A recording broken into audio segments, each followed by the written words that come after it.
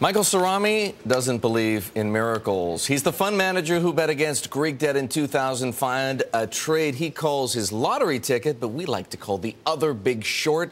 And he's sticking with it even after EU leaders reached a historic agreement on the bailout plan for Europe. Michael runs the $6.6 billion global macro absolute return fund for Eaton Vance. He's here with us on the Inside Track. So, Michael, euphoria, ecstasy in the markets yesterday. You think it's a passing fad? Well, I think it's early days. I mean, we don't know much of the details, and traditionally the devil has been in the details. So, we had a big rally yesterday.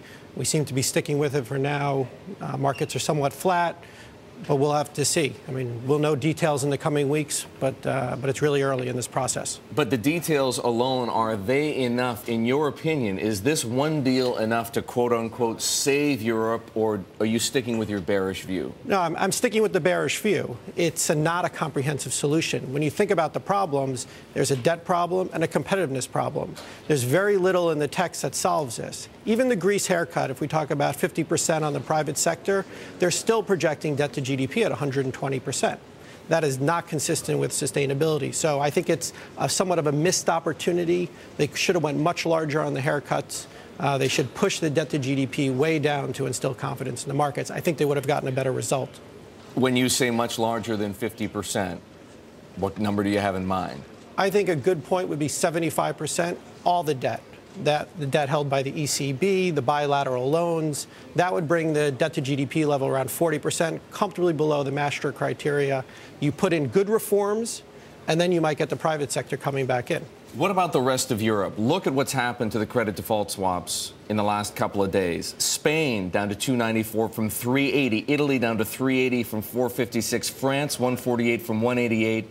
Are you putting on new trades now that those swaps have gotten so much cheaper? Well, it becomes more compelling. I mean, I think last time we spoke, we talked about the asymmetry, and now it's just that much greater. So I think it's something that we want to look at closely.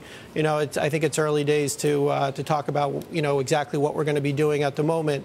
But as those swaps widen out, it becomes more expensive for you to buy protection. That's right. So as they come back in, it becomes that much more asymmetric. So spreads have rallied on the CDS 100 basis points.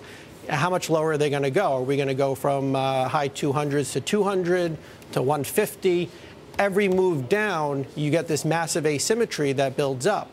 And when we think about this view, it's multi-year. We're not looking for this sort of maybe a house of cards to come down overnight. We're looking for a long period of slow growth, negative growth in some countries.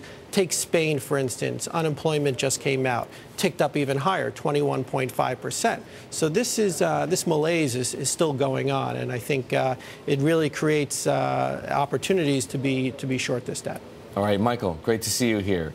Thank you. Michael Cirami of Eaton Vance. He's the man with the other big short on Greece, and as you just heard, he's sticking with it, plus his bearish bets on countries like France and Spain.